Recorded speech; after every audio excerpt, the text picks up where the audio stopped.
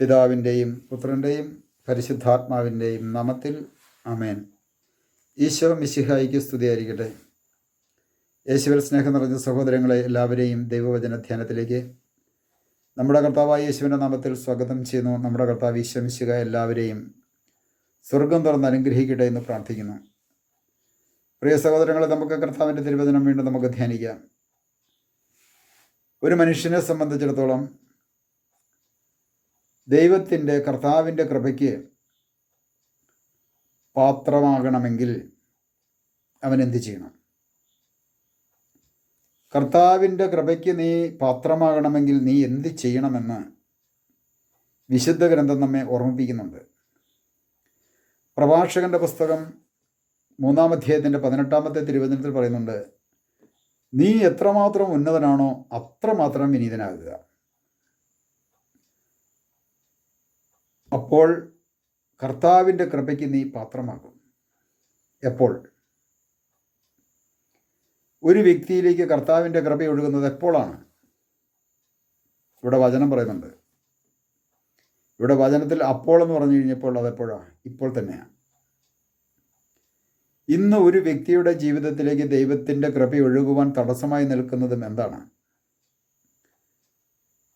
അവൻ ഉന്നതനായി ഞാൻ വലിയ ആളാണെന്നുള്ള മനോഭാവത്തോടുകൂടെ, എളിമയില്ലാതെ, സൗമ്യതയില്ലാതെ, മറ്റുള്ളവരെ സ്നേഹിക്കാൻ പറ്റാതെ, മറ്റുള്ളവരെ അടിച്ചൊതുക്കി ഞാൻ വലിയ ആളാണെന്നുള്ള മനോഭാവത്തോടുകൂടെ കഴിഞ്ഞു പോകുമ്പോൾ കർത്താവിൻ്റെ കൃപ ഒരിക്കലും അത്തരത്തിലുള്ള വ്യക്തികളിലേക്ക് ചെന്നെത്തുകയില്ല, ലഭിക്കുകയില്ല എന്ന് കർത്താവിൻ്റെ വചനം പഠിപ്പിക്കുന്നു.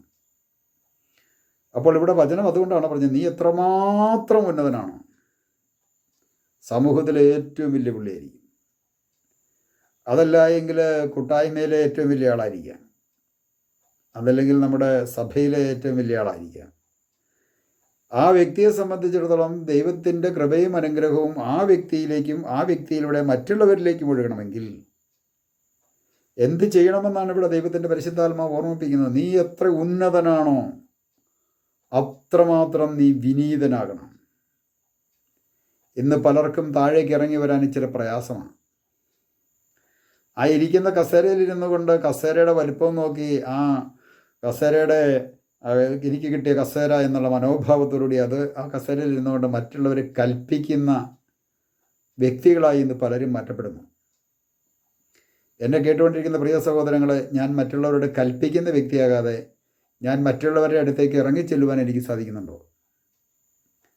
മറ്റുള്ളവരെ സ്നേഹിക്കുവാൻ, മറ്റുള്ളവരുടെ മുന്നിൽ എളിമപ്പെടുവാൻ, മറ്റുള്ളവരുടെ അടുത്തേക്ക് എനിക്ക് ഇറങ്ങിച്ചെല്ലുവാൻ എനിക്ക് സാധിച്ചാൽ മാത്രമേ എൻ്റെ ജീവിതം ധന്യമാകുകയുള്ളൂ എന്ന് ദൈവത്തിൻ്റെ പരിശുദ്ധാത്മാവ് നമ്മളെ ഓർമ്മിപ്പിക്കുക. യേശുവിനെ തന്നെ നോക്കുക. യേശു ദൈവമായിരുന്നു, ദൈവത്തോടൊപ്പമായിരുന്നു. ദൈവത്തോടുള്ള സമാനത നിലനിർത്തേണ്ടത് കാര്യമായി പരിഗണിക്കാതെ തന്നെ ശൂന്യനാക്കിക്കൊണ്ട് ദാസൻ്റെ രൂപം ധരിച്ച് ആകൃതിയിൽ മനുഷ്യൻ്റെ രൂപത്തിൽ മനുഷ്യരുടെ ഇടയിലേക്ക് ഇറങ്ങി വന്ന് മനുഷ്യനെ പോലെ ജീവിച്ച്, ആ ദൈവം ഒരു മനുഷ്യൻ്റെ ഇടയിലേക്ക് ഇറങ്ങി വന്നൊരു മനുഷ്യനെ പോലെ ജീവിച്ച് ചെറുതായെങ്കിൽ അതിനേക്കാൾ അപ്പുറമായി ഓരോ മനുഷ്യൻ്റെയും ഹൃദയത്തിലും ആത്മാവിലും വന്ന് വാസമുറപ്പിക്കുവാൻ, ശരീരത്തിൻ്റെ ജീവകോശങ്ങളിൽ വന്ന് വാസമുറപ്പിക്കുവാൻ ഒരപ്പമായി മാറ്റപ്പെട്ട കർത്താവ് വളരെ ചെറുതായി ഓരോ മനുഷ്യൻ്റെയും നാവിലേക്ക് ഇറങ്ങി വരുവാൻ വേണ്ടി അപ്പമായി മാറ്റപ്പെട്ട കർത്താവിൻ്റെ മനോഭാവം എന്നെ കേട്ടുകൊണ്ടിരിക്കുന്ന പ്രിയ സഭാമക്കളെ നമ്മുടെ ജീവിതത്തിലുണ്ടോ? അത് നമ്മുടെ ജീവിതത്തിലുണ്ടാകണം. യേശുവിൻ്റെ ജീവിതത്തിലേക്കൊന്ന് നോക്ക്. യേശു ആ കാലഘട്ടത്തിൽ, യേശുവിൻ്റെ പരസ്യ ജീവിത കാലഘട്ടത്തിൽ, ആ കാലഘട്ടത്തിൽ വലിയ വലിയ മഹാപുരോഹിതന്മാരുണ്ടായിരുന്നു. മഹാപുരോഹിതന്മാരും മഹാപ്രമാണിമാരും ഉണ്ടായിരുന്നു. അവിടെ വലിയ രാജാക്കന്മാരുണ്ടായിരുന്നു. ആ രാജകൊട്ടാരത്തിൽ രാജസുഖം അനുഭവിച്ച് ആ ഗംഭീരന്മാരുടെ കൂട്ടത്തിൽ അടിച്ചു പൊളിച്ചുള്ള ജീവിതമല്ലായിരുന്നു. എന്നാൽ യേശു എന്ത് ചെയ്തു? പാപികളുടെ ഇടയിലേക്ക്, ചുങ്കക്കാരുടെ ഇടയിലേക്ക്, മാറ്റി നിർത്തപ്പെട്ട വ്യക്തികളുടെ ഇടയിലേക്ക്, അവഗണിക്കപ്പെട്ട വ്യക്തികളുടെ ഇടയിലേക്ക്, ഒറ്റപ്പെടൽ അനുഭവിച്ച വ്യക്തികളുടെ ഇടയിലേക്ക്, വേശ്യകളുടെയും പാപികളുടെയും ചുങ്കക്കാരുടെയും പിടിച്ചുപറിക്കാരുടെയും എല്ലാം ഇടയിലേക്ക് ഇറങ്ങി വന്ന് അവരിൽ ഒരുവനെ പോലെ ജീവിച്ചുകൊണ്ട് ആ എളിമ കാണിച്ചുവെങ്കിൽ, അവരോട് വളരെ സൗമ്യതയോടുകൂടെ പെരുമാറിയെങ്കിൽ, ആ യേശുക്രിസ്തുവിനുണ്ടായിരുന്ന മനോഭാവം ഇന്ന് ക്രിസ്തീയ സഭയിൽ എത്ര പേർക്കുണ്ട് എന്നൊന്ന് ചിന്തിക്കുന്നത് നല്ലതാണ്. ക്രിസ്തീയ സഭയിലുള്ള ഈ വചനം പ്രസംഗിക്കുകയും പ്രഘോഷിക്കുകയും ചെയ്യുന്ന, വചനം കേൾക്കുകയും ധ്യാനിക്കുകയും ചെയ്യുന്ന നമ്മളിൽ ഓരോരുത്തരും ഇത് എത്രമാത്രമുണ്ടോ എന്നൊന്ന് ദൈവത്തിന് മുമ്പിൽ ആത്മപരിശോധന ചെയ്യുന്നത് നല്ലതാണ്. അതുകൊണ്ടാണ് ദൈവത്തിൻ്റെ പരിശുദ്ധാത്മാവ് പറഞ്ഞത്, നീ എത്ര ഉന്നതനാണോ, നീ അവിടെ നിന്ന് താഴേക്കിറങ്ങ്.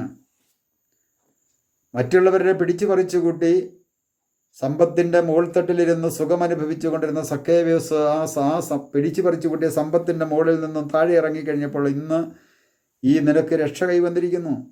ആ ഇറങ്ങി അവൻ അതിൻ്റെ മുകളിൽ താഴെ ഇറങ്ങിക്കഴിഞ്ഞപ്പോൾ ഇന്ന് എനിക്ക് നിൻ്റെ വീട്ടിൽ താമസിക്കണമെന്ന് പറഞ്ഞത്. പിടിച്ചു പറിച്ചു അതെല്ലാം തിരിച്ചു കൊടുത്തു കഴിഞ്ഞപ്പോൾ ഇന്ന് ഈ ഭവനത്തിന് രക്ഷ കൈവന്നിരിക്കുമെന്നും കർത്താവ് പറഞ്ഞു. ഇന്ന് പരിശുദ്ധ സഭയിലുള്ള പല ഭവനത്തിനും രക്ഷയ്ക്ക് തടസ്സമായി നിൽക്കുന്നത് മറ്റൊന്നുമല്ല കേട്ടോ, ഈ എളിമയില്ലായ്മ, ആ സമ്പൽ സമൃദ്ധിയുടെ മുകളിൽ ഇരുന്നു കൊണ്ട് മറ്റുള്ളവരെ ആജ്ഞാപിച്ച്, മറ്റുള്ളവരെ പീഡിപ്പിച്ച്, മറ്റുള്ളവരെ കബളിപ്പിച്ച്, മറ്റുള്ളവരുടെ സൂത്രത്തിൽ അടിച്ചുമാറ്റി സുഗത ജീവിതം നയിക്കുന്ന ഒരു വ്യക്തിയെ സംബന്ധിച്ചിടത്തോളം ഒരിക്കലും ദൈവത്തിന് അനുഗ്രഹം ലഭിക്കുമെന്ന് വിചാരിക്കേണ്ട. ഏത് മാർപ്പാപ്പയുടെ അടുത്ത് പോയി കൈവപ്പ് ശുശ്രൂഷ മേടിച്ചു കഴിഞ്ഞാലും പ്രിയ സഹോദരങ്ങളെ, മറ്റുള്ളവരുടെ അടിച്ചുമാറ്റിയതിൻ്റെ ഉത്തിരിപ്പ് കടം തീരില്ല, ഒരു സംശയവുമില്ല. ആയതിനാൽ പ്രിയ സഹോദരങ്ങളെ, നമ്മുടെ ജീവിതത്തിൽ ഒന്ന് ആത്മപരിശോധന ചെയ്യണം. ഞാൻ താഴേക്ക് ഇറങ്ങി വന്നിട്ടുണ്ടോ? അങ്ങനെ ഞാൻ താഴേക്ക് ഇറങ്ങി വരുമ്പോൾ കർത്താവ് പറയാണ്, അപ്പോൾ നീ കർത്താവിൻ്റെ കൃപയ്ക്ക് നീ പാത്രമാകും. വിനീതനാകുമ്പോൾ, മറ്റുള്ളവരുടെ ഇടയിലേക്ക് എളിമയോടുകൂടെ ഇറങ്ങി വരുമ്പോൾ, സൗമ്യതയോടുകൂടി ഇറങ്ങി വരുമ്പോൾ കർത്താവിൻ്റെ കൃപയ്ക്ക് നാം ഓരോരുത്തരും പാത്രവാനാകും. നമുക്കൊരു നിമിഷം പ്രാർത്ഥിക്കാം. കർത്താവ് യേശുവേ, അവിടുത്തെ തിരുവചനം ഞങ്ങൾ ഓർക്കുന്നു. നീ എത്ര വലിയ ഉന്നതനാണോ അവിടെ നിന്ന് താഴേക്ക് ഇറങ്ങി വരിക. അപ്പോൾ നീ കർത്താവിൻ്റെ കൃപയ്ക്ക് പാത്രവാനായി മാറും. ഈശോയെ, ഞങ്ങളുടെ ജീവിതത്തിൽ എളിമയില്ലാത്ത ജീവിതം നയിക്കുന്നു, മറ്റുള്ളവരുടെ സൗമ്യതയില്ലാത്തൊരു ജീവിതം നയിക്കുന്നു. അവിടുത്തെ എളിമ എന്ന പുണ്യം ഞങ്ങളുടെ ജീവിതത്തിലേക്ക് നൽകിക്കൊണ്ട് ഞങ്ങളെ ഓരോരുത്തരെയും അവിടുന്ന് അനുഗ്രഹിക്കണമേ. പിതാവിൻ്റെയും പുത്രൻ്റെയും പരിശുദ്ധാത്മാവിൻ്റെയും നാമത്തിൽ ആമേൻ.